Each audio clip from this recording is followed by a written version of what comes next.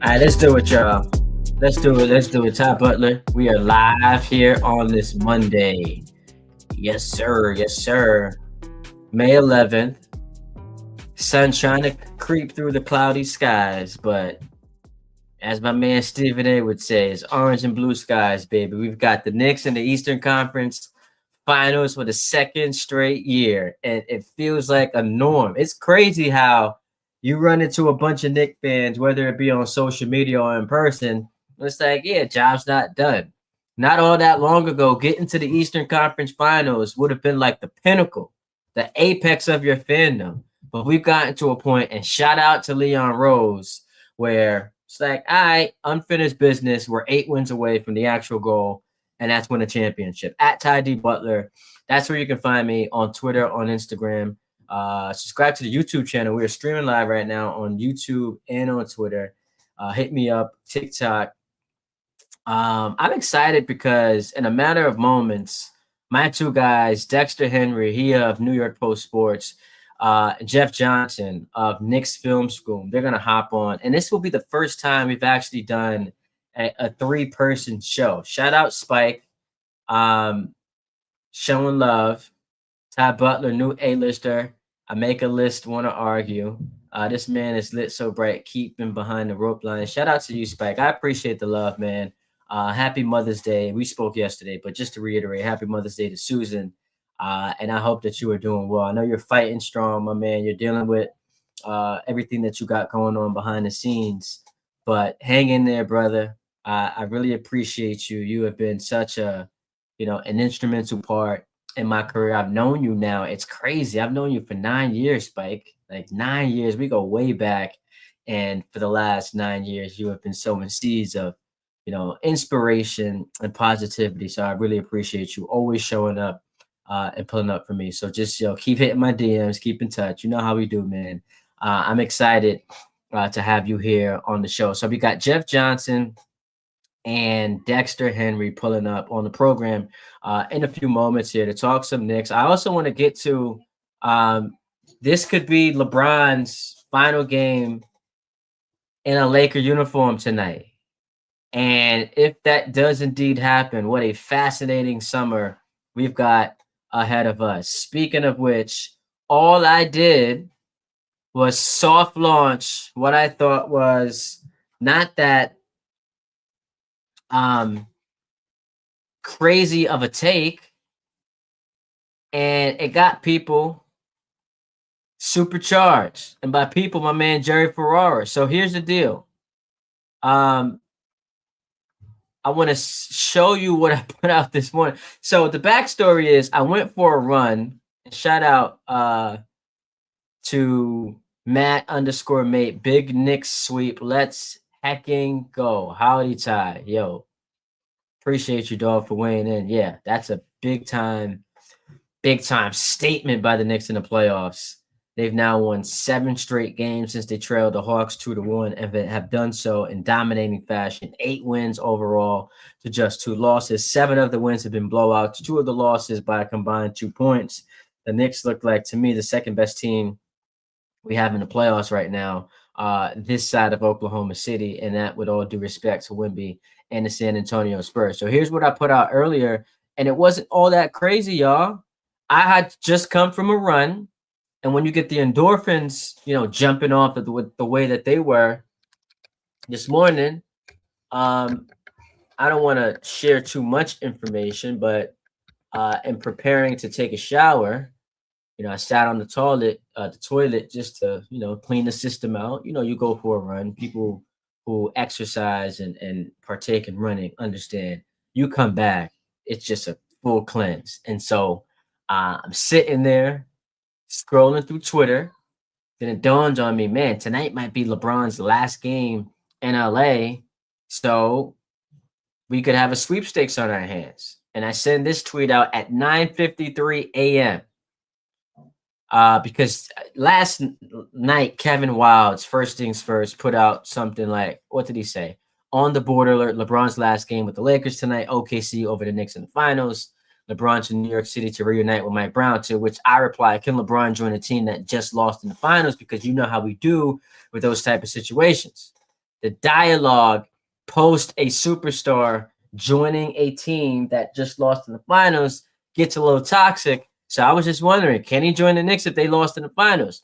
But then James in Spring Valley, he is a caller to ESPN New York, chimes in and he says, I don't want LeBron. I'll pass. No pun intended. So I said, for your information, if the Knicks don't win the title this year, we're going heavy on the should they sign LeBron this summer conversation on ESPN New York.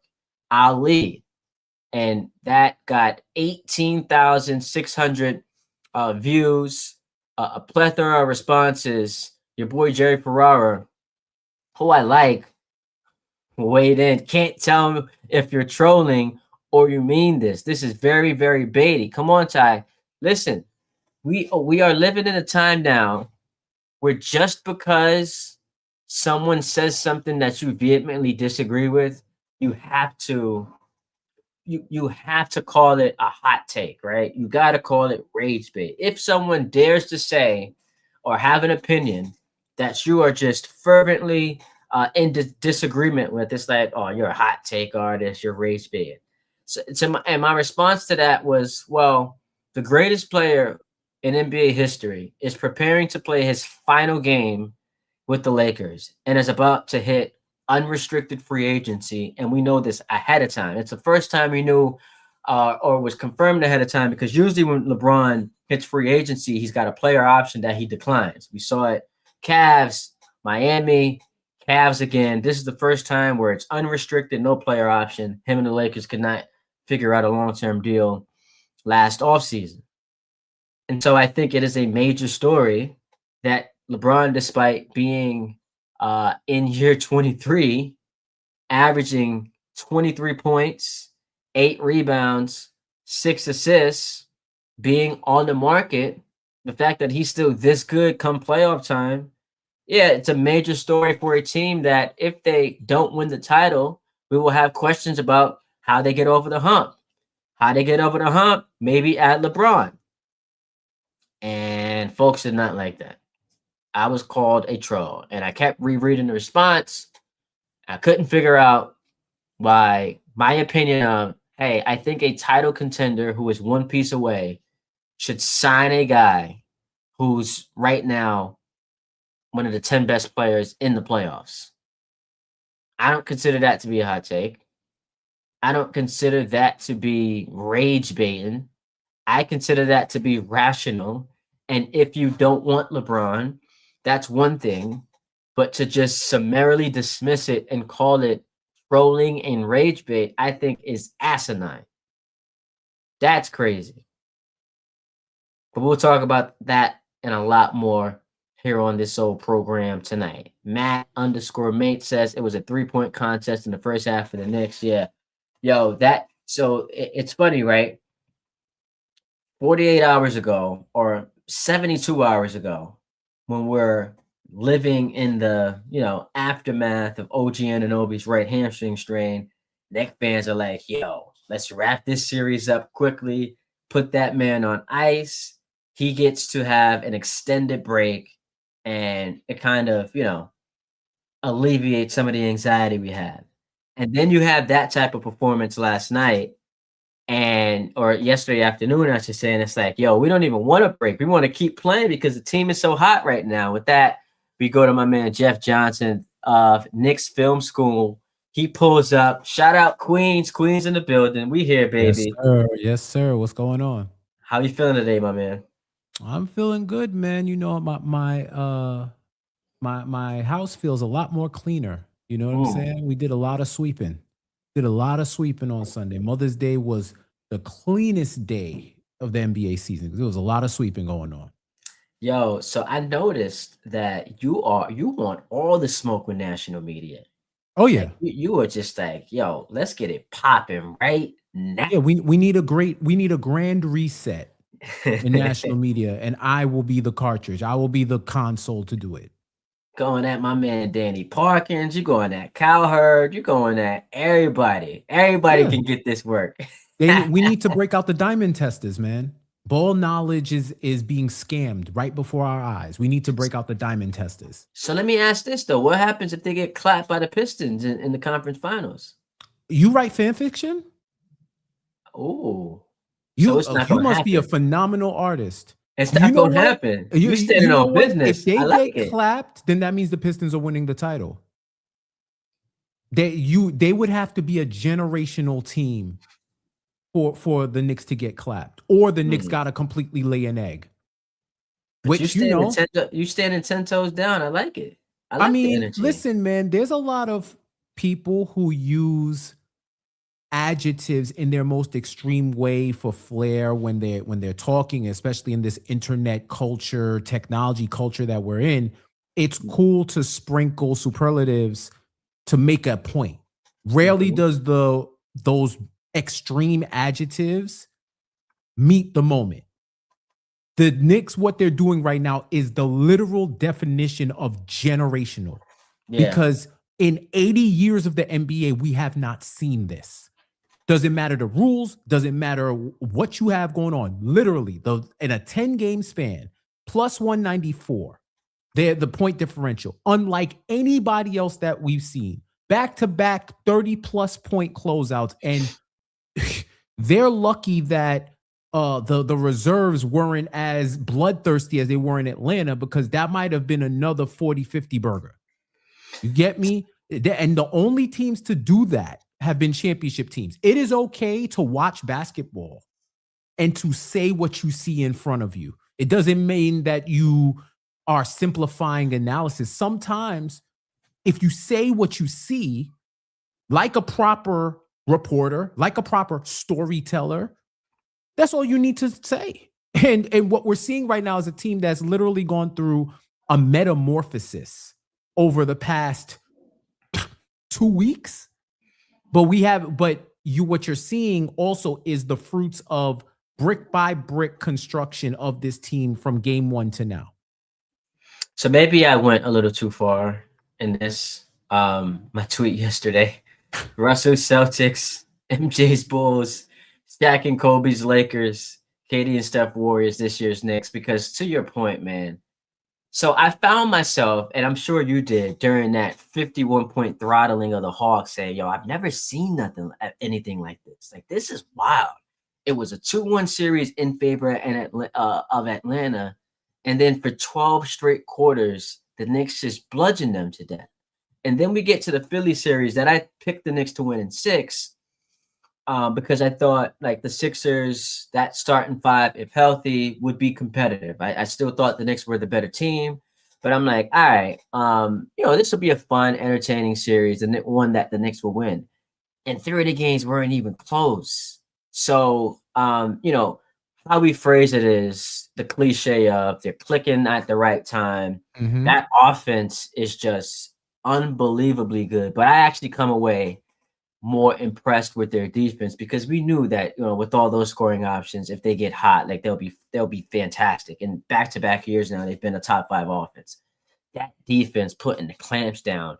Game number two, they held the Sixers to 12 points in the fourth quarter. Game number three, they held the Sixers to 18 points in the fourth quarter. And then yesterday was just a no contest from opening tip.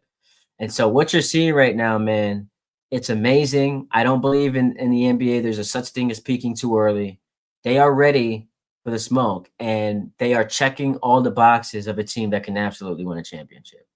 I agree, man. And to your point, I'm more impressed by the defense than the offense. Yep. In 10 games, I want to believe I got this right, but in 10 games, I believe the opposition scored over 100 and maybe 3 of them.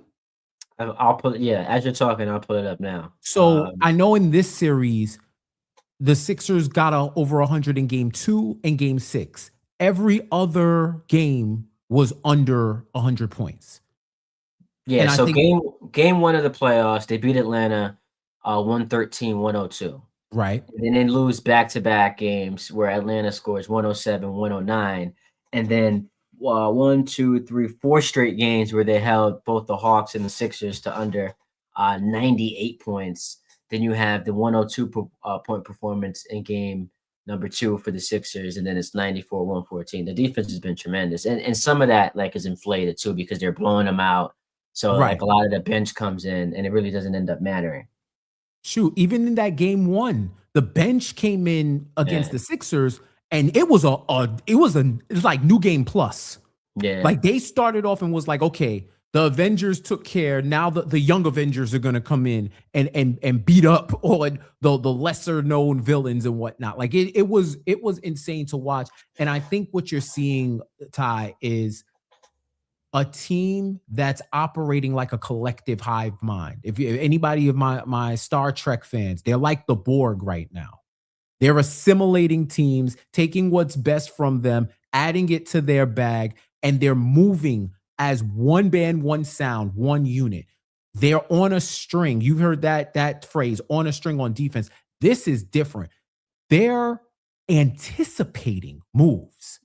It's almost as if they're playing chess on the basketball court. You see it when they run their read and react offense. This is another reason why Mike Brown is more of a read coach than a calling plays coach. Like he has all the plays that they can run, but he wanted this team to be able to read and react because he knew come playoff time, you're playing teams day in, day out, the same team over and over. They know all your plays. Exactly. You know all their plays. And at some point, it's about getting a bucket or, hey, I'm going to run this play. Can you stop it? Just like the Knicks with that flex play that they bludgeoned the Hawks to death, right? It was like Atlanta had never seen it before. It's like, bam, either like, switch it, figure it out. They couldn't. And they switch couldn't. It. That's the thing. And now switch. If you are getting annihilated with the same play, just switch it. And then I understand you're going to be dealing with a mismatch. You're going to be dealing with a mismatch because the Knicks with Cat, obviously, and with OG are going to have like the size advantage. But how many wide open layups and dunks do we get before we decide, I think we should start, making a change here? So here's the funny part about that, Ty. Game 5, the Hawks, they had a day to figure it out. They figured it out. And what did the Knicks do? They countered the counter. Now they're at the point where they're countering all your counters. You're gonna try to top lock. All right, somebody else is gonna cut. You ain't letting us get off this flex. Now we're gonna run pick and roll. We're gonna run pistol. We're gonna run double drags. We're gonna keep moving off the ball until somebody is open, and we're gonna get the best shot for us. Not just the best shot available, the best shot for us. And the versatility that the team displays, it was make them equally dangerous on the offensive side, bro. They can play in the paint. There was one game where they outscored the Sixers by like 40 in the paint. Plus, game 4, they played 3-point variance theater. And it wasn't just taking threes for the sake of taking threes. They generated wide open threes over and over again. And once Deuce came out and said, I want a week vacation until we play the Eastern Conference Finals, everybody else got hot. By the way, and I know he was dealing with so Dexter just texted me. He's gonna be on soon. I know he dealt with a lot of foul trouble in this series, but the key to this whole thing, man, Towns is like underrated passing abilities. And sometimes it's like you gotta live with sometimes he's just gonna airmail it, he's gonna turn the ball over.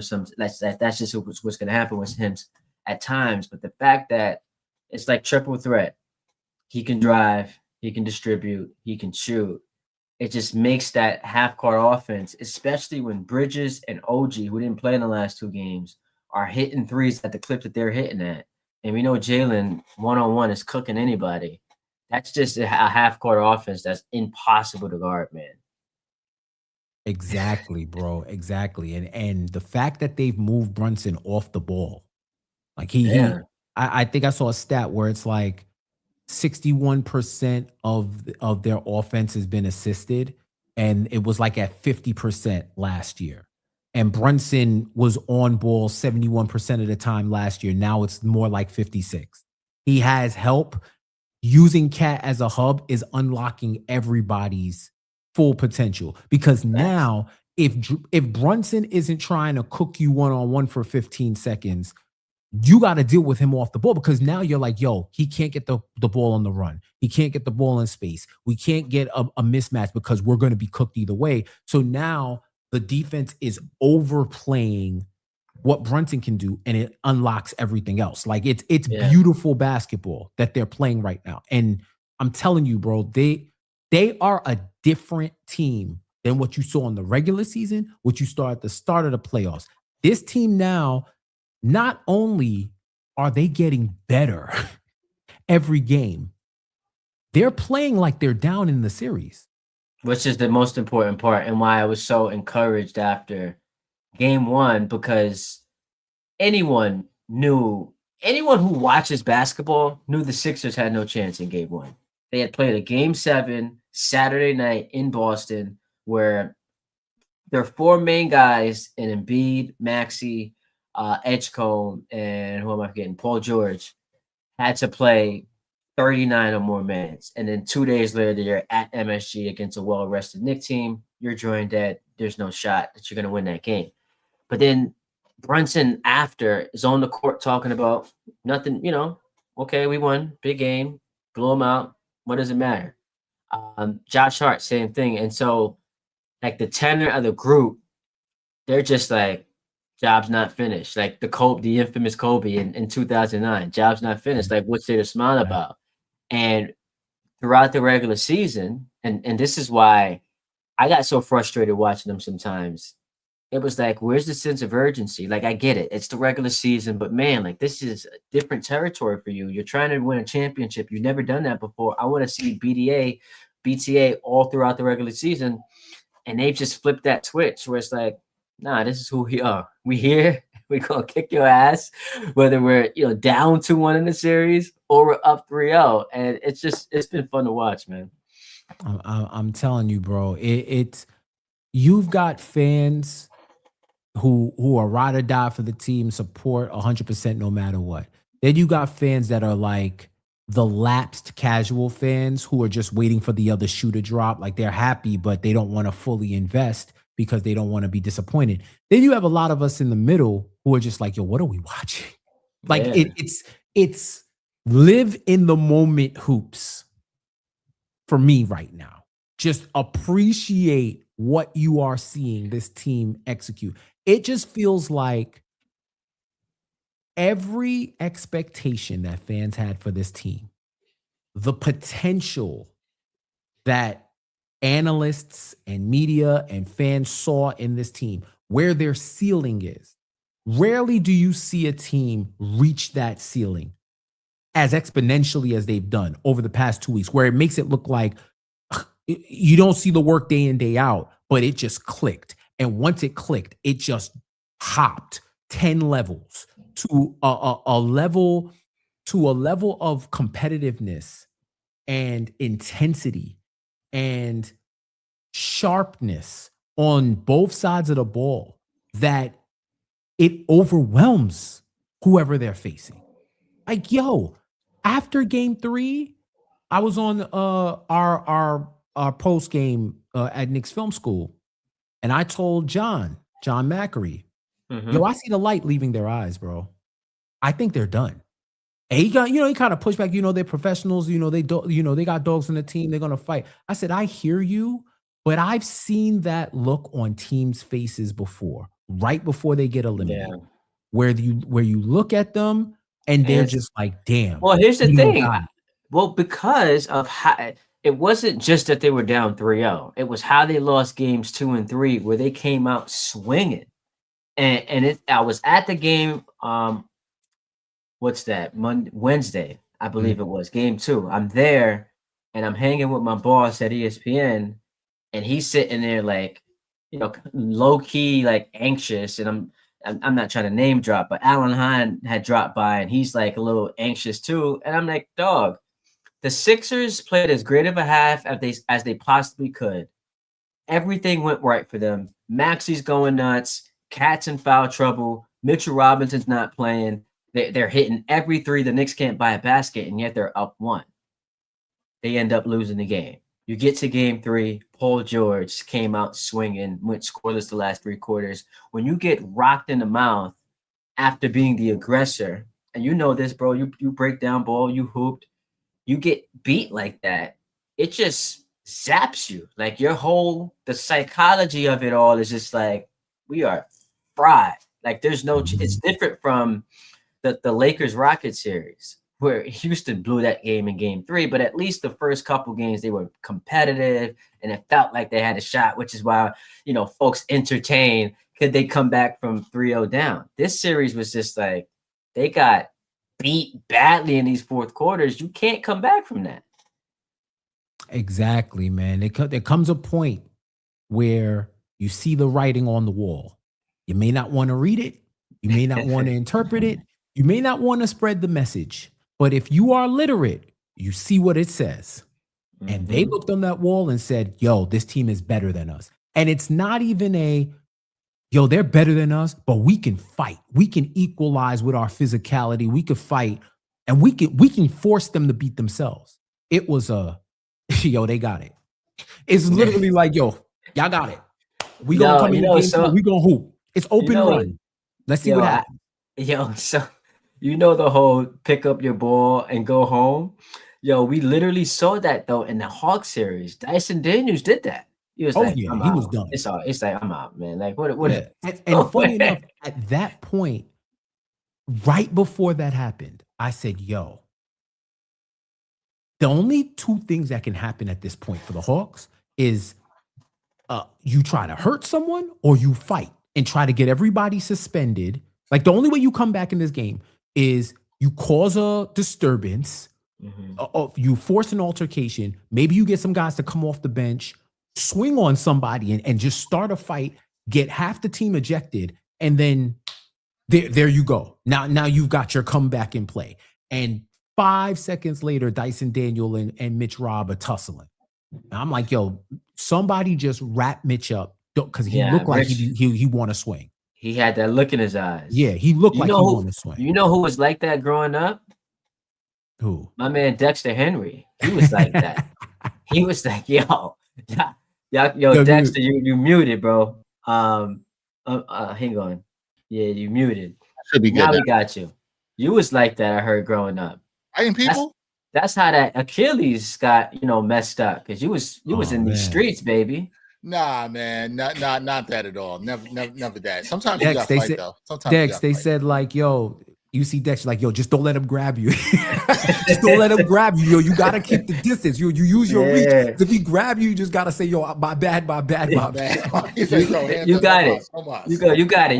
You got it, bro. That's the thing about Mitch with that scrap with Dyson. I was like, Mitch looked like he want to wrestle you. He don't want to swing. He might want to wrestle, and that might save him because if he swings, he's out at the game. It's over. Yeah, you don't want him swinging on you. Nah. Welcome to the show, Dexter Henry, New York Post Sports. I appreciate you joining, bro. We were just talking about this team that we've watched through 10 games go 8-2 in the playoffs. And I was on SNY this past Saturday, and I was like, there are times where like you watch the Knicks and they make you feel silly about how you spoke about them during the regular season because it's like 2-9 stretch. What the hell is going on? Back-to-back losses against the Lakers and against the Clippers. What's going on? Moments where it's like, yo, we got trashed by Dallas. What was that? MLK Day? MLK Day. Yeah. And then I was there for that. 7 of the 8 playoff wins by double digit. The 2 losses are by a combined 2 points where they had chances to win it on final possessions.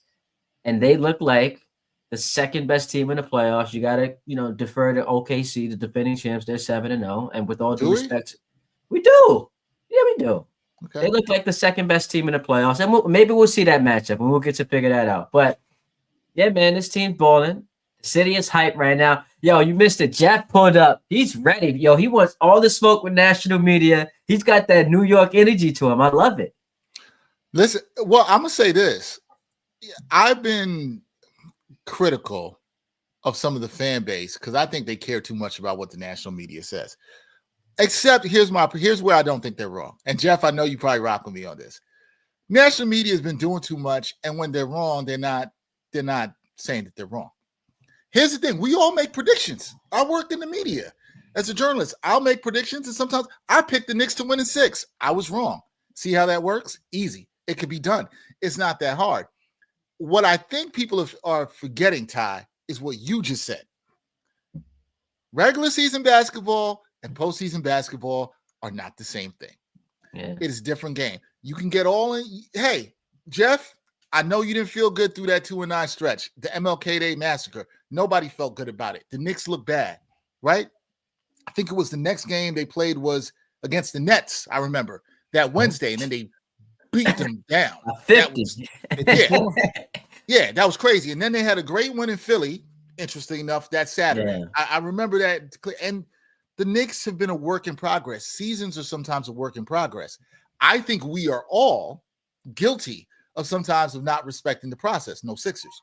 But you got to respect the process of how this is in the journey and where everything is going. And the Knicks team that we saw back in January, even the team that won the cup, this is not the same team. This is a completely different team that is playing well on both ends of the court, that looks good. Everybody's bought in. Everybody's contributed. I mean, could we think about some of the things that we're seeing? Karl-Anthony Towns is playing amazing. I've been a critic of Karl-Anthony Towns. I'm like, I don't know if he can stay on the floor. Even when he has a first half, we saw this in game 2, where he will have 3 fouls. Yeah. He then figures it out in the second half. We've never seen this before. Mikal Bridges. That's me. Your boy, your doppelganger. That's me. They need to they need to give you a F them pick shirt. You need to just walk around with that. Because now, who cares? You're not going to care about them picks if this dude plays the way he has been playing through the playoffs. You got to give him credit. His defense on Tyrese Maxey? What? Yeah. Like, for me, and I don't know how everybody else feels about this, offense, the $140 they put up, that's nice. It's all about defense for me. What did we just say, Jeff? What we just said right before he was doing. We sang those praises, bro. Go ahead. Tell them why. That is it for me, because shooting comes and goes. Defense, if you keep that intensity, if you keep that effort, it's there, and you can win games in a variety of ways. And what this Knicks team could do that the Celtics couldn't do against the Sixers because they play one way, they can beat you in a variety of ways. Correct. The Knicks haven't even broken out the Brunson Cat pick and roll heavy yet in these playoffs. They haven't needed to.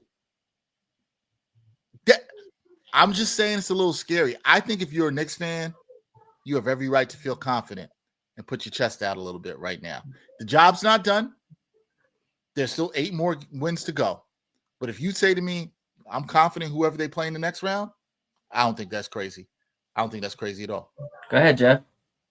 No, I agree 1,000%. And, you know, Dexter is right. I do think that some fans may put too much stock into what national media says. And as somebody, once you see Oz is wearing a robe behind the curtain, you tend to be desensitized to the process that goes on with TV, because TV is entertainment.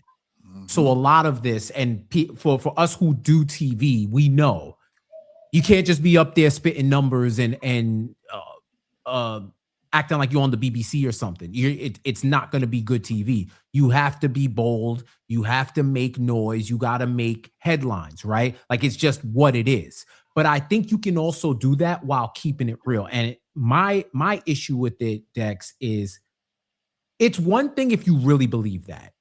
You look into these people's eyes, they don't believe that. I know when people are acting. Like, say it with your chest. Here's probably, I could count on one hand the people who say it and they're dead ass about it. And I'm like, I would like to see what you see. From the fact that And I posted the clip that the In Zone brothers made, where they rounded up all of the national talking points about Knicks Sixers, and I realized a couple of things. One, the national media gassed the hell out of the Celtics. So when the Sixers beat the Celtics, they tried to use the transitive property on this series. If the Celtics are the best and the Sixers beat the Celtics, and we didn't think the Celtics could beat the Knicks, well, then the Sixers should be able to beat the Knicks. Without realizing, hey, that Celtics team did not play well against the Knicks last year. It wasn't just that they blew leads. Their top guys were not playing well pre and post Tatum Achilles injury. They blew multiple double-digit. 3 out of the 4 losses were double-digit leads that they held before they lost. Then this season Celtics were not better than last season's Celtics. And then you were banking on Jason Tatum coming back and his check engine light not turning on after coming back unprecedentedly from an Achilles injury. Then you look at the Sixers.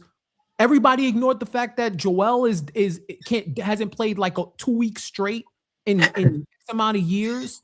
Paul George is 36, and they only play 6.5 guys. Where have I heard that before? Right? So you take all these factors and you look at the Knicks and you just say, oh well, they're inconsistent. Oh well, you didn't play them with this guy, you didn't play them with that guy during the regular season. But when you can say the same thing about the other teams, it's not brought up. That's not held against them. That's not on their jacket. So I am the great equalizer for the narratives. Just because I don't hate the player doesn't mean I can't tell you how the game is being played. And that's you're the great equalizer. You're the 3-point shot in this new NBA. Exactly. I am the spreadsheet. Fear me. I just want to say something about what Jeff said there that I thought was really, really good. And I'm not saying this because Jeff is just here and he's the homie, but Jeff took you guys behind how things are made. Somebody who's worked in broadcasting for a long time can say this too. But when I feel the same as Jeff, I believe you can be entertaining, you can be bold, you can have that. I remember when I first saw Jeff do some content, before I even met Jeff, I was like, this is a bold guy. He's got great energy. And I like that, but I believe him. And that's exactly how I feel about any of the journalists, content creators that I mess with and see. I like people I believe. I don't want to go talk to you if I think that you're out here just, as Jeff, as you would say, Knicks for clicks, industrial complex. Listen, I'm not going to hating. Systemic hating. Yeah. I'm not going to use names, but it's crazy. So I was a producer maybe about a half decade ago working with a host. And during the commercial break, I asked this host, do you really believe what you just said? And that host, no lie, says to me, it's not about what I believe. It's about what I could get people to react to. Yep. And I was like, wow. Yeah. He just broke down social media. Like I understood, it did not take that host telling me that to know that that's how it works. Right. But just hearing it like firsthand, like, oh, you just admitted that? I was like, dog, the game is this. I'm not going to say who the host is either, but I had a situation at the Fan where somebody said something wild about, it was the Jets. It was when Aaron Rodgers went down. Remember when Aaron Rodgers tore his Achilles? Yeah. And they were like, this Zach Wilson could lead this team to the playoffs. And the person teased it going to the break, and I'm there about to do the update. And I looked at them and was like, yo, you really believe that? They were like, nah, but I know it's going to get people to call. Yo, it's wild out here in these streets, man. It's crazy. I'm like Jeff. I can't do that. And this comes from someone. Do it. This comes from someone who is provocative. I'm out there. I'm not saying stuff I don't believe. I'll have fun. I'll troll some fan bases, but it's all in good nature. When I get on the radio, when I'm on the microphone, when I'm on TV, I'm telling you how I feel, because the one thing I root for more than anything else is to be right. And so if I'm out here spewing stuff I don't believe and it doesn't align with the goal at hand, what is it going to matter anyway? I want to transition to this. I tweeted this out last night. Brunson, is he already a Hall of Famer? You know what? It's the Basketball Hall of Fame. Yeah. Yeah. Villanova, he got Yeah. 2 Villanova banners, and what he's doing right now in the league. Bro, every postseason, this man is in conversations with Michael Jordan. Every single postseason since he's been in New York, there's been a stat where it's either been Jordan, LeBron, Steph, KD, Bill Russell, the logo. Or it's like first Nick to ever do that. No, he scored more points in his first 50 playoff games than Ewing. Yeah. I would have bet you a G that wasn't true. Like it's very different. Like I think because it's not an NBA Hall of Fame, it's a basketball Hall of Fame. Yeah. I think his college career alone is like 1 foot in the door. Yeah, right? absolutely. Then what he's doing with the Knicks, I put it to you like this: they chip it in his time with the Knicks. It's over. It's certified. It's certified. No, it's over. It's over. And then you do get the New York bump. And not that it's undeserving, but like to win their first championship since 73 and to be the best player on that team when we've seen like what's the list of guys, Isaiah Thomas, Steph Curry at that size to lead teams to a championship. You're right, it's certified. Dex, you agree with us though, right? Like he's a Hall of Famer. I absolutely agree with that. This not I think when you took at everything in the Basketball Hall of Fame, it's not just the NBA Hall of Fame, right? So you got to take in the Villanova stuff. He is like, I was just doing an interview with somebody and we were talking about what his legacy is already. And it's really high. Like when you think about where he is in the pantheon of Knicks players and what he's accomplished, like even if you just take off the fact that he is arguably one of the most transformative free agent signings in the history of the NBA. Not alone the Knicks, the history of the NBA. Maybe the only other one I'll say that's more impactful was Shaq going from Orlando to the Lakers. But Jalen Brunson transformed this franchise. It is the watershed mark moment for this Knicks era of basketball. Him coming here changes the franchise. Jeff's got the shirt on, Captain Clutch, playing off the Captain Crunch. The clutch moments are there, him leading the team. He always seems to figure things out. The only thing really left for this man here is to win a championship. Win a championship, get into the finals and win a championship.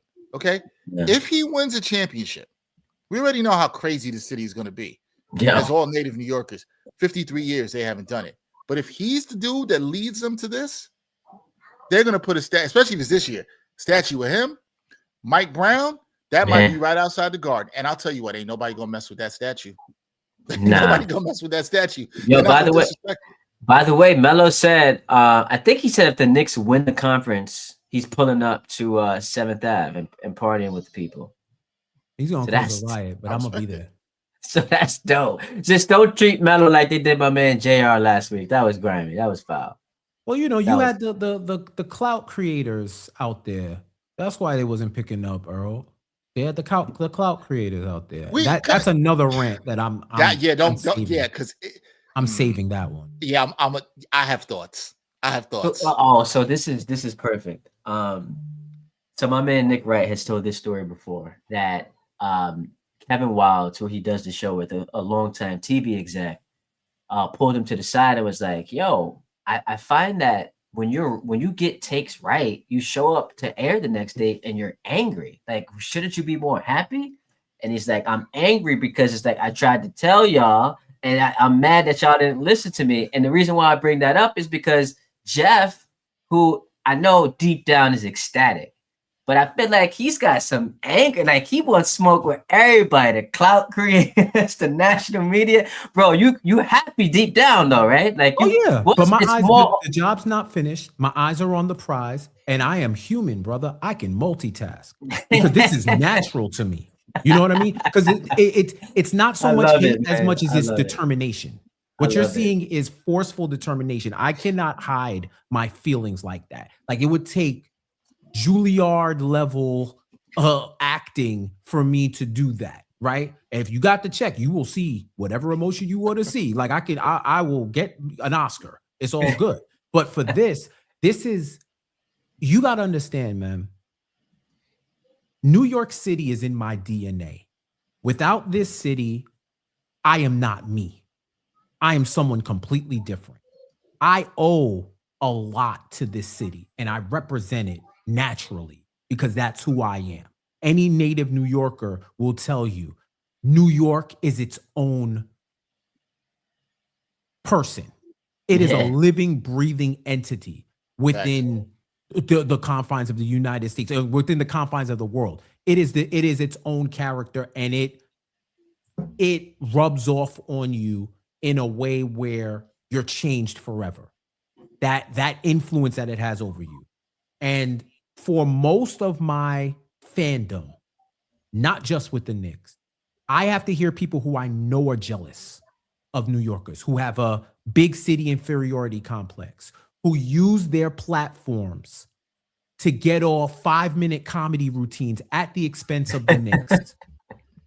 Because everybody was trying to go viral. Everybody's trying to make it in TV. What you write ain't worth a damn. So now you're trying to make it in TV, or you're not getting enough views. So now you want to be provocative, right? We had to eat that for decades. I hear we that. had to eat that while knowing that the smoke that they had for that team always seeped out and affected the fan base to the point where they tried to gaslight and clown fans for being fans in an era where folks started becoming man fans and rooting for players and not teams. So I had to have people who rooted for LeBron and Steph talk to me about my team, but yet you're a LeBron fan, so you just root for wherever he goes. You don't have no vested interest, rooting interest to where I could talk about your team and say, like, I know you not talking. What did Bron say? Not you. Anybody else on the court? Not you. And that's the part. And you know, me and Dexter, we watch soccer. You see his Liverpool hat, right? That is the part about banter that matters. You root us for a side, I root for a side, and we can get off all the jokes that we want. But you had all these people, especially media people, who claim they don't got a favorite anything. That is the ultimate cap. Then why are you covering this sport? You tell them you don't root for no team, you don't like nobody. That's the stuff that I'm talking about. So I had to eat this for years, and I knew this day would come. That's why I didn't leave the team, because I knew this day would come. And what's more fulfilling than winning a championship is the generational block spin that will go down. Like, you want to talk about content? This is 53 years in the making. All because y'all hate us because you ain't us. You hate fan base. You hate a fan base as loyal as the New York fan base that takes over arenas, whose owners and whose cities try to enact legislation to keep them out of an arena and still take it over and still buy the merch and still show up. Exorbitant prices don't matter. They're buying all the merch. We're tapping into all the content creators. We're bigging up what we see as real because we love this team, because it represents the city we love. And people try to make it seem like that's a pejorative to say that, oh, you're a Knicks fan, you root for the New York Knicks, come on. Meanwhile, you have no code because you just couch surf with your fandom. You whoremongering. So, yeah, exactly, man. You like a himbo for fan bases and for rooting interests. So this has been you Nick hit the nail on the head. There is definitely a lot of anger involved, but it's pettiness too. It's vengeance, and my vengeance is patient. And it's been patient for a while. Listen, the Bible says, vengeance is mine, and I will repay. Yo, Jeff Johnson, 8 wins away from repaying all of y'all who wanted to come at his head top. Listen, Dexter, your response to that? Well, listen, I don't even look at this from Jeff as vengeance. It is in some kind of way, but it's, you know what it is? I'm all about accountability. That's what I'm about. We got to hold people accountable. We don't do that enough on social, because here's the thing. Social media and the way everything is, people just say something one day, is gone tomorrow, and people act like they forget, but they will come at you for the one thing that Jeff is talking about. If you're not from here, as a native New Yorker, we all are. If you're not from here, then you don't understand it. Okay? You don't I'll say this, I don't care what anybody says. I don't care if you're the biggest Yankee fan in the world, and there could be some overlap. ain't nothing like when the Knicks are good in this city. Nothing. It's because it's different. So the Yankees, we're used to them winning championships. The Knicks, Yeah. it's like, bro. I also just think basketball is a sport, and in this city, the Knicks, what it means to a whole bunch of different people is different. It is the sport of immigrants in this city. It is the sport. When you go to a Knicks game, you see all different kinds of people. Like you go to a Knicks game one night and go to a Ranger game the next night, and put it like this: if the three of us were sitting watching a Ranger game, they would have asked us if we picked the wrong day and why we weren't at the Knicks game. Y'all know that would happen. It's different. It feels different. No other sport feels like this. No other sport is that multicultural. Nobody just cares in that same way. And then you take on top of it the 53 years that fans have been waiting for this. That now, if you remember what it was like when the Rangers won in 94, right? If the Knicks do this year, it's going to be like that. That parade is going to be nuts. And listen, you're going to see, and I'm calling it out, you're going to see the real fans come out. Not the cloud chasers that do the videos that are up there. And look, I'm going to keep it a buck. I know my company that I work for, they be out here posting the videos. So I understand that, right? And we're past some of that. That doesn't represent all of the Knicks fan base, okay? And a lot of people ain't New Yorkers. I just want to keep it a buck on that. They just want to go viral, man. That's the thing I hate. It's coming from certain parts of Jersey and Connecticut, and I'm not saying they can be Knicks fans. I'm just saying that's not the real New York get down. Nah, that's corny, bro. And that's the thing I hate. Yo, I had somebody I know hit me up today. We're both Laker fans. Our team's about to get swept tonight. Cool, whatever, right? And he's like, yo, I ain't gonna lie, man. I'm starting to, migrate toward this whole Knick movement. And I'm just like, bruh, first of all, dog, if you are a Laker fan, there is no reason why you need to hop on another team's bandwagon. If you're a Wizards fan or a Jazz fan, I still don't respect it, but whatever. The Lakers, come on, that doesn't make sense. But the most important thing, and this was the second part I hit him with, Knicks fans ain't jacking that, bro. This is the whole, you wasn't with me shooting in the gym. So don't try to ease up in the club and, walk in tiptoe. Nah, dog, we know what y'all look like. We know exactly what type of time you're on. Don't try to gentrify the Knicks. Don't do that. Don't do that. Like, you're not doing that. You're gonna spot the outsiders there's something to, I'm with Jeff, you gotta have a code. And I'm not against people necessarily leaving a team if the team is, because I've left the team. If the team is mistreating you, I think everybody's allowed to have one. But there's certain teams you can't jump from. You can't fake it in certain teams. Certain teams have a culture. Certain teams have a thing about it. That's something Jeff brought up. We both are fans of English Premier League football. When you're around with a team, it's a certain culture that it means around that team. And people are really true to that. Now, Jeff, I could get on the phone. Jeff and I could talk about, he's a Chelsea fan. I'm a Liverpool fan. And we both love the sport. Yeah. And it's cool. We don't really have no hate like that. But, there's a certain energy when I talk to a Manchester United fan that I just don't like. Oh, yeah. It's like, man, if y'all wasn't with us when Kobe was cooking Jared Jeffries for 60 points, no, we don't want to hear from y'all now. You don't get to do. Listen, and we have had immigration. We've allowed immigration. Like when Melo came here, we opened our borders because we knew he has a fan base. Well, we know why you're here, right? It's just don't start acting up. Follow our laws, and everything is cool. Don't jump out the window. So we have to open it up. And whatever next superstar decides to come here, if they have a fan base, you have to allow certain types of immigration. Like you guys, the Lakers are a sanctuary city. Did I hear what we call like a nice little segue into a conversation I wanted to have? Because let's go. Listen, and you already know where I'm going. So I'm innocent in all this. Can I just say that? No, you're not. I went for, Dexter, I like to do the running thing. So I ran this morning. Once those endorphins get popping, you feeling great. So you feeling great, man. I come back and I just felt takey today. I've got a bunch of takes I want to fire off. We've all had those moments, right? So I sit down, I go to Twitter, and as I'm pondering this might be LeBron's last game in a Laker uniform tonight. He's an unrestricted free agent. And I just don't know what the plan is, in trying to build around Luka. You've got the Reeves contract situation, him at $50 million. I don't know if that's going to work. He's still pretty damn good. And so I said, I'm going to be on the radio all summer. If the Knicks don't win the title, I'm going to entertain the conversation about LeBron pulling up for his, last dance, if you will. Jerry Ferrara came at me. Bunch of Knicks fans came at me. Dexter, you had the strongest take when I hit you in the group chat. Let me hear from you first. Yeah, I hit you with the Bunk Moreland from The Wire, just shaking his head at Jimmy McNulty and walking away.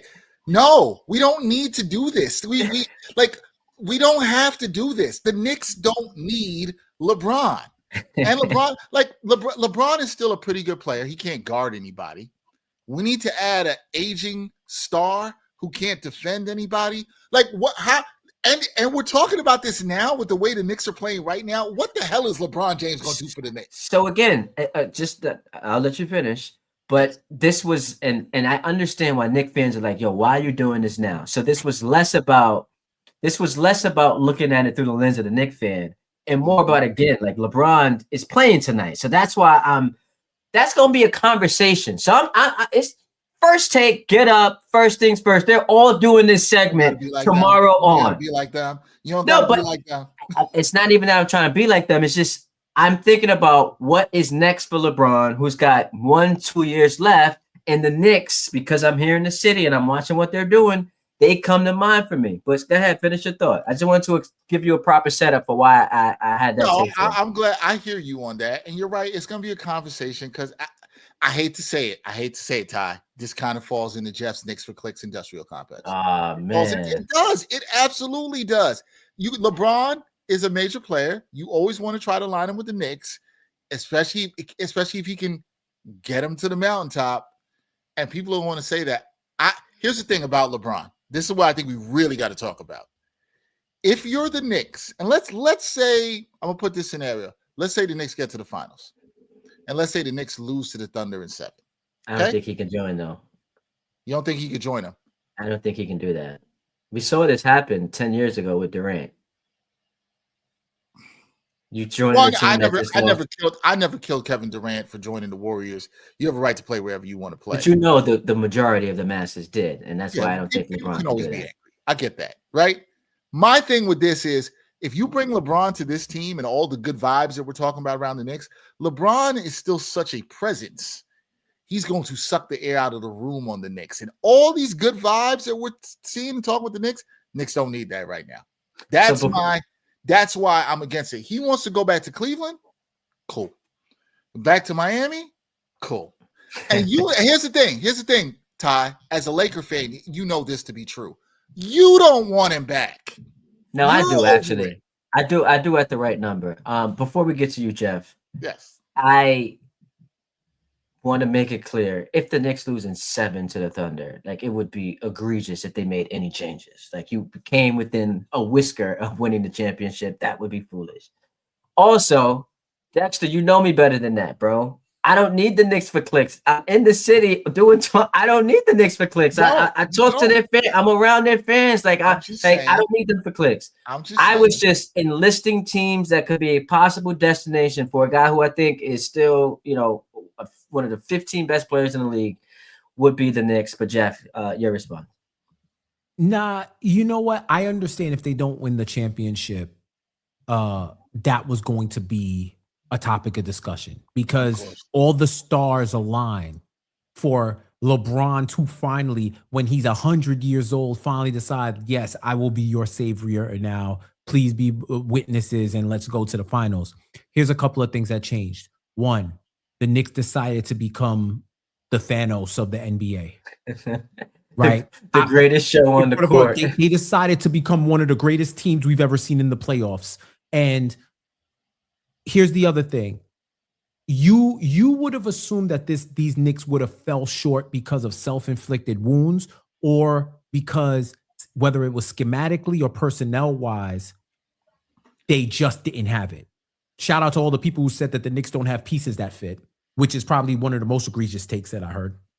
But when you bring LeBron in, you bring LeBron incorporated with you.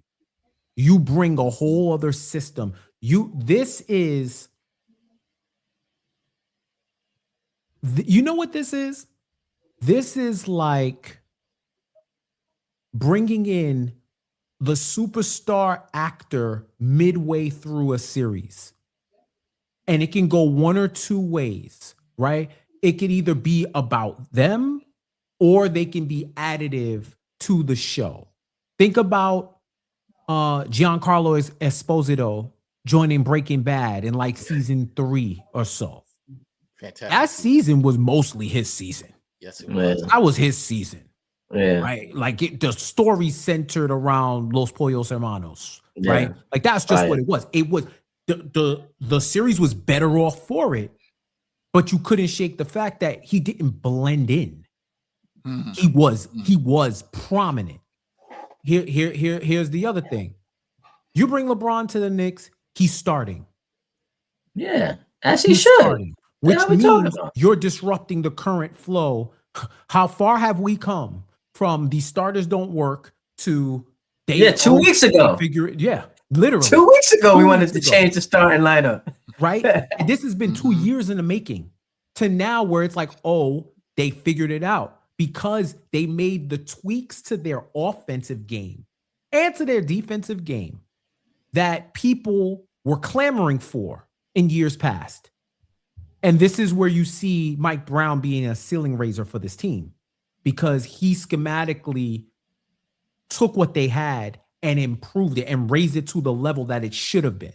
Yeah. Where you don't have to brute force your way through stuff. You can devise schemes and evolve with it and figure it out. But yeah, as far as LeBron goes, you're bringing in LeBron, you're bringing in all his people, you're bringing in the fanfare.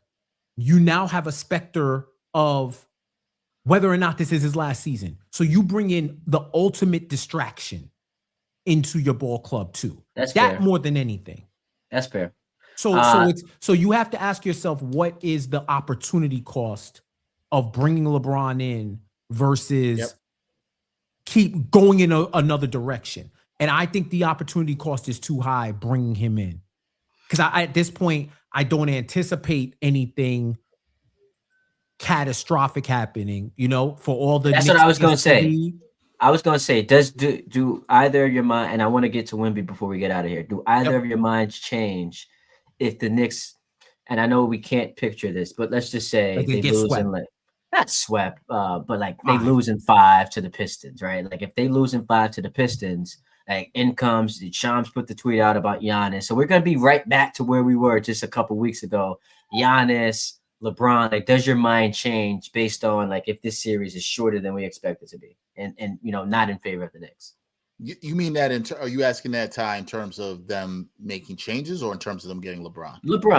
LeBron. If they got lost in 5 to the Pistons, I don't think it would change my mind on LeBron. I'm still on the same program with Jeff because I don't think that's the move. Now, if you want to tell me talk about Giannis, that's a different thing. Yeah. And I think it depends for me. How does it look? How do they get beat by the Pistons? If it looks exactly like it did in the regular season, where they were outclassed, they didn't bring that level of physicality that we see, which we have seen from them in the playoffs, and they will be tested on that in the next round, just to be very clear. Then I could, I think you would have to talk about making changes because they wouldn't have met the moment for me. And it would be disappointing, I think, in watching their performance, considering when we're looking at how they are playing right now. But yeah, for me, I still even think, even if they lose to Detroit in that way, Ty, I don't think that LeBron is the answer. He's not. Look, put it like this. What I'm saying is, while LeBron is still good, he is not a cure-all. You know what I'm going to do? Yeah. Because we live in the clip-out age, I'm going to just clip you saying, I don't think LeBron is the answer. And then there's going to be no context. So I'm going to have you go viral. You know what? You know what's funny? It's funny. I'll stand on that. I'm ready for the smoke, man. I'm standing there. Shout out to Papa Left. Shout out Papa Left. He does a tremendous job. Knicks pivot just became more reasonable with the Mikal Bridges resurgence. That's assuming things go wrong, considering he was dead in the water in the Hawks series. Last thing I got for you. Yo, this has been mad fun. Last thing I got for you guys before we get out of here is not Nick related. We saw the Wemby elbow last night. He didn't get suspended, which listen, I thought he should be suspended. I don't want to see him get suspended in a big game 5. Jeff, do you think he should have been suspended? No, because I think it was, we see what he was doing with them damn monks. First off, I see the form, you know what I'm saying? It was, the tiger elbow and whatnot. Tiger elbow. If he would have injured Naz Reid, like let's say he broke his jaw, or there was something done to Naz Reid where Naz Reid was not going to play in the next game, you have to suspend him because you cost the team a player. So now it's a player for a player, right? Like this is the cost. Yeah. Naz was able to play. He was all right. He missed half that game anyway.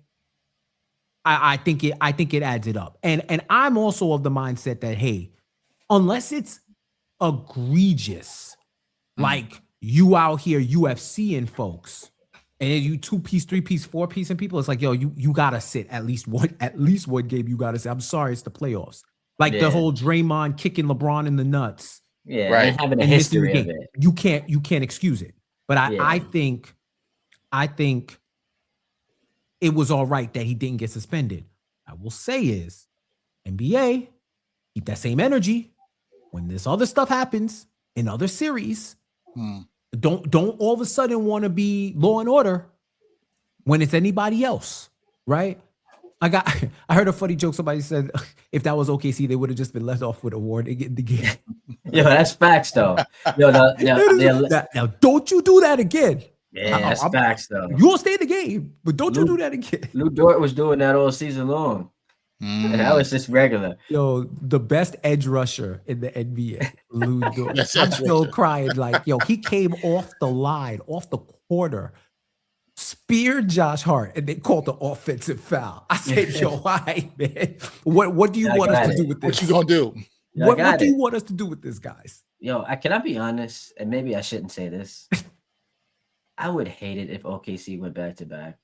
Like there's just people something about hate OKC, something serious. To me, and this is where I'm gonna put my Jeff Johnson hat on.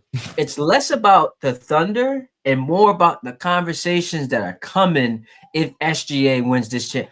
Is he better than Kobe? And I'm just not ready for that. I'm not ready for that at all.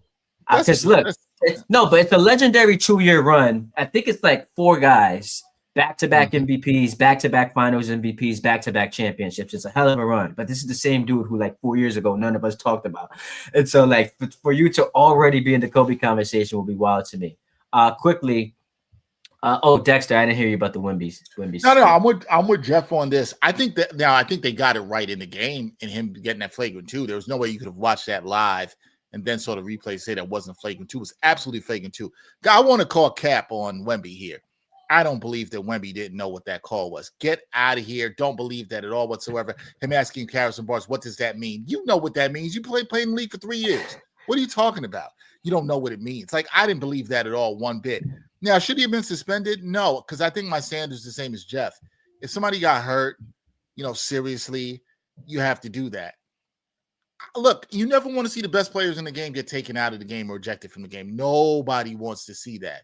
So I'm glad they enforced that the way it would have been had it been the other way around. If Naz Reid had thrown that elbow, people would have been like, oh, well, yeah, Naz Reid, get him up out of here. If Naz Reid hurt Wemby, I guarantee you, hey, he'd be suspended. When I'm talking about like Wemby not being able to play game 5, he would have been suspended. So to Jeff's point, you got to keep that same energy. And yeah, I'm fine with how this was handled. I don't think he deserved to be a suspension. It's a bad moment from Wemby. He lost his cool. He's got to be better in that way. But this is also a Spurs team that hasn't been this far in the playoffs. They got to learn some things about playoff basketball. And, we'll see. The Minnesota team is scrappy, man. They got a lot of good road wins. Ant's got some big road wins. That team is look, Denver should not have lost to them. That was a terrible job by Denver. But yeah, this Minnesota team is scrappy. So, it is what it is. They're a playoff riser, man. They're like the team version of Jalen Brunson. But like you get to the playoffs and it's just like, nah, we different. We've seen it for a couple of years now. We different. Yo, I appreciate both of y'all, man. This was mad fun. Let's do this again after. I think Knicks Pistons will be the matchup. I know people still think the Cavs can win, but after that matchup, whether they win or lose, I would love to get you guys both on. So Yes, sir. let's set that up. I appreciate y'all. Yes, Appreciate sir. you, bro. Thank you, bro. Dexter Henry, Jeff Johnson, those are the fellas. I appreciate them joining. I'll talk to you guys later. Holla at them, hit them up. Tremendous stuff, bro. They are fantastic at what they do. And I'm just gonna hang here for a moment just to recap some of the stuff we talked about. I know a lot of people are going to find ways to impugn what we saw, like the Knicks do, and they beat a 6 seed, they beat a 7 seed. They didn't just beat them; they blew the doors off of those teams. 8-2, 7 of the wins have been blowouts. Both losses have been by 1 point, and you could argue they should have won those games. Like they had collapses. And so I'm looking at this squad right now and I'm like, why can't they win the title? I picked them before the year to make it to the NBA finals, but I gave them a hard ceiling of finals because I just didn't think that they would be on the level of Oklahoma City. But what I'm seeing from them in the last week and a half, it's hard to say that they're not on anybody's level. It's hard to like really rob them of the credit and adulation that they deserve. So it's been an exciting run. Hit me up in the comments if you want to chop it up. Appreciate you, Papa Left. You know I got love for you, bro. We got to get you up on here too. Good show, Carter Lake, great panel. Yeah, Dexter and Jeff do a tremendous job on their spaces, content creators in this business. And, people of color, man, we got to big each other up. Knicks off for at least 6 days between May 17th and May 19th. Those have been floated out as the dates of the start of the conference finals. So we'll see if the Cavs or the Pistons emerge from this series. I want Detroit to win this series. I want to see Knicks Pistons round, I guess technically 4, but round 2 in the playoffs. A rematch of last year. The young and hungry Pistons, who are better than they were a season ago. Cade Cunningham, he announcing his arrival. That defense has been tremendous. Duncan Robinson, he's provided a nice little boost for this squad. Isaiah Stewart was hurt last year, so he gets to play after his awful series against the Magic. He is showing some signs of life. They've got, Dennis Jenkins coming off the bench and doing his thing. I want to see this version of the Pistons against this version of the Knicks, mano a mano.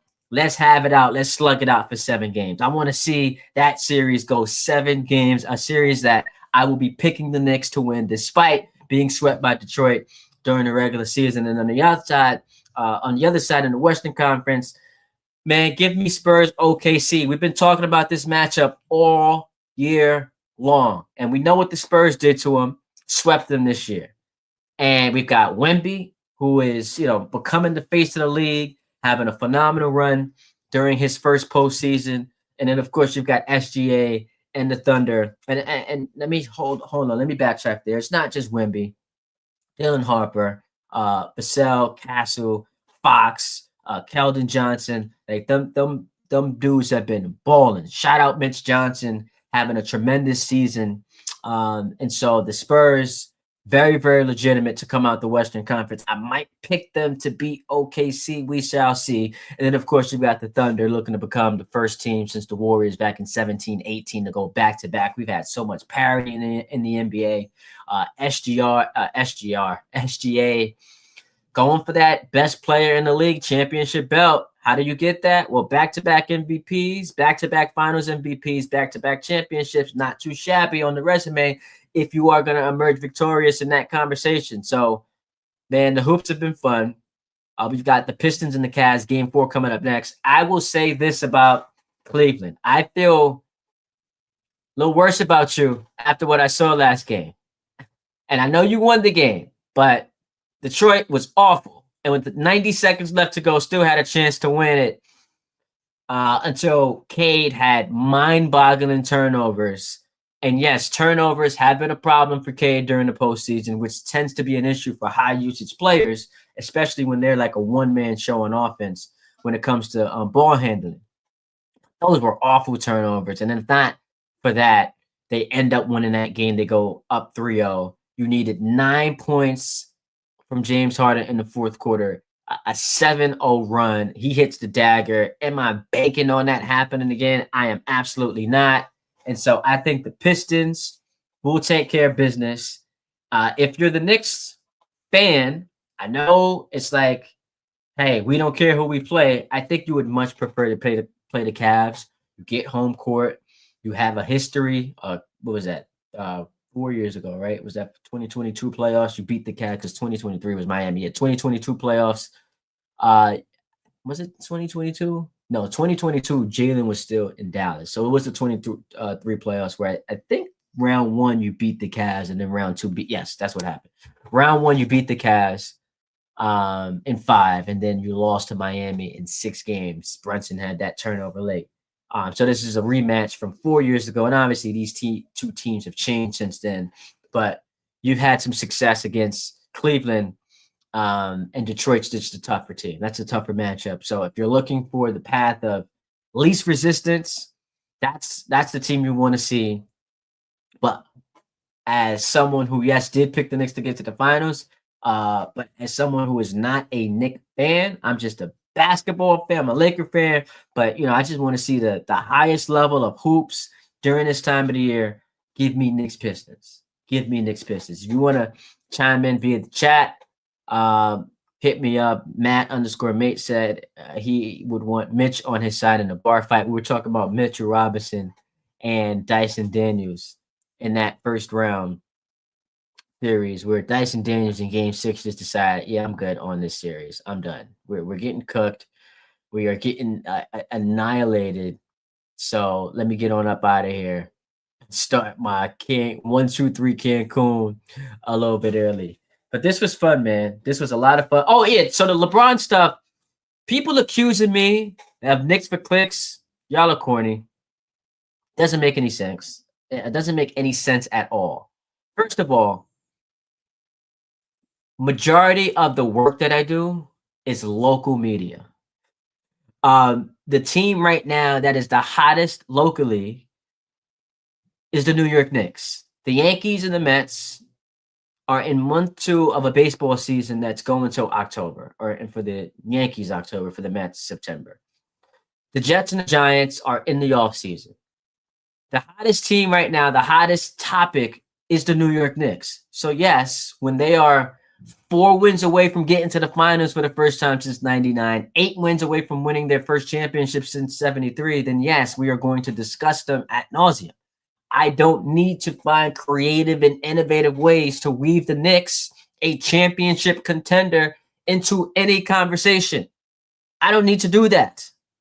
So when I bring up LeBron, and I understand why it could annoy some of the fan base, it's like, why are you doing this now? I hear you, because you're just focused on winning this championship. You're focused on winning this season. I get it. Trust me, I understand that. But I wasn't looking at it through the lens of the Knicks, man. What I was saying is we are now 5.5 hours away from LeBron for the final time taking off a Laker uniform. And the moment that happens, the conversation will immediately become, which team is he going to? Is he staying in LA, or is he going elsewhere? Golden State, Denver, the New York Knicks. So that's why I brought that up today.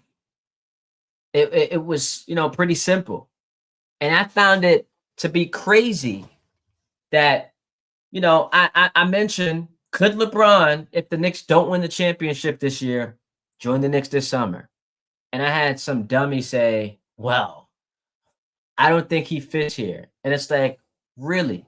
The greatest player who's ever lived, who right now in year 23 in the playoffs is averaging 23, 8, and 6, who's played with Dwayne Wade, Kyrie Irving, Anthony Davis, Luka Doncic, Kevin Love, played with that assortment of talent, would not be able to, yeah, you guessed it, fit with the Knicks? You realize how ridiculous that sounds? The greatest player of all time, who can play any position, wouldn't be able to fit with this Knicks team, serious people are sending that to me on social media.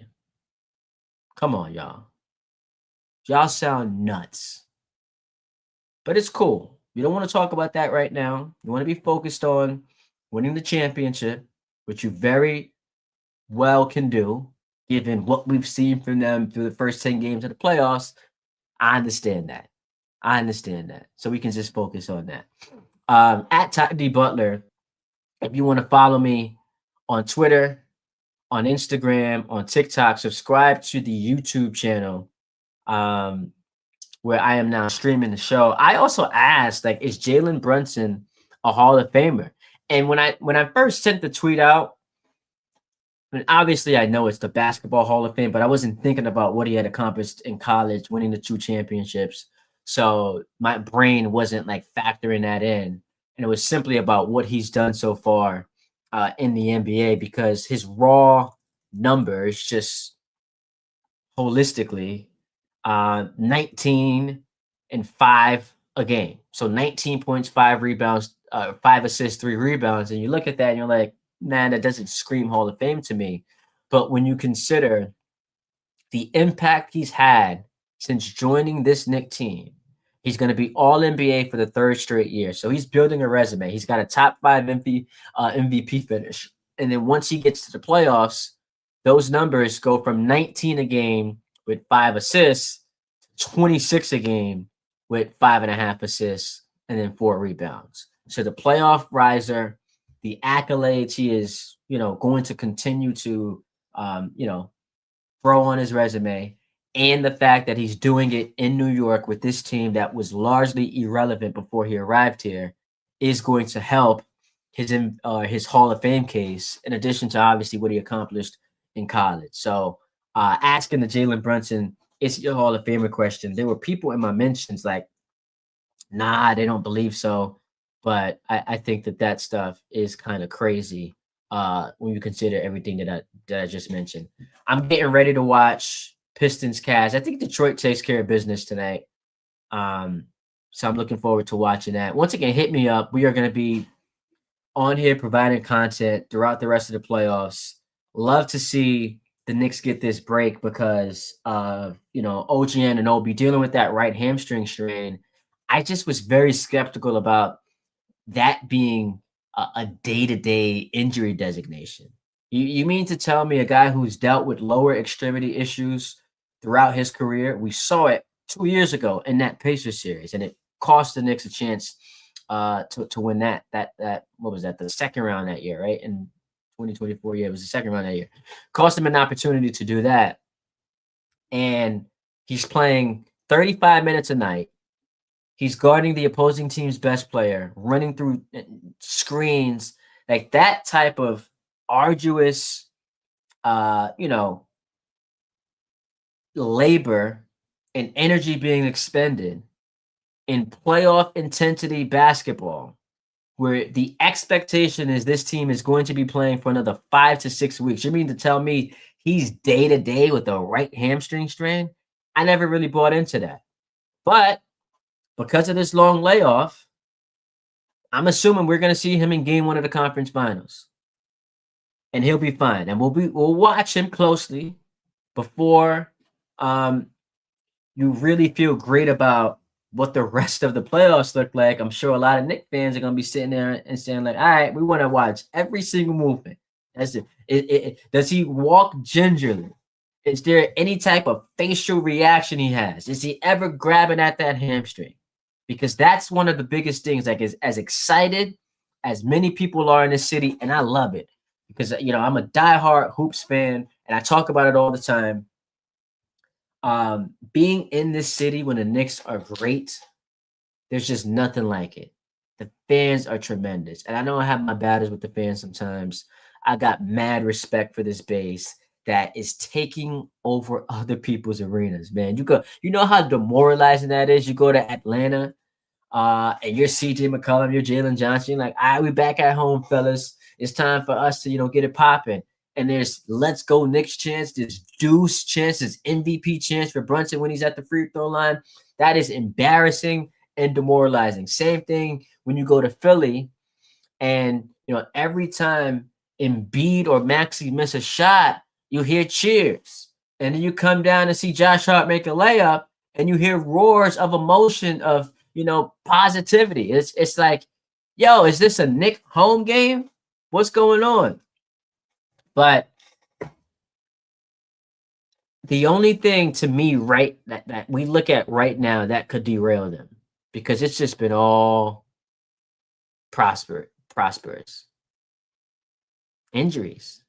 And it's not something you want to speak into existence, obviously, but it's something we're paying attention to simply because one of your 3 best players is dealing with a hamstring issue.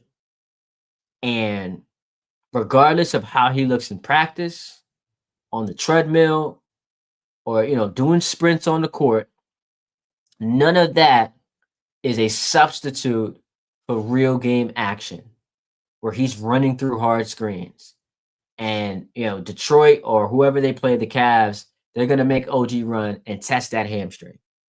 So we're going to have to wait until, I guess it's either Sunday or Tuesday to see how healthy that dude is. And I know they won games 3 and 4 without him. They cannot win the championship if OG Anunoby is not healthy. So that's your hope and prayer right now. This long rest is going to give him an opportunity to get to 100%.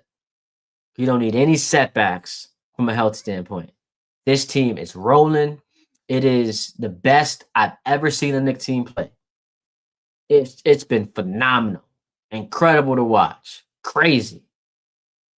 And so that's the one thing I think that right now gives you a little bit of trepidation. Ty D Butler, Twitter, Instagram, YouTube, TikTok, hit me up. I appreciate you guys joining. Shout out to all of y'all. Shout out Jeff Johnson, Dexter Henry. We had a great time today. I'll talk to you guys soon. Holla at me.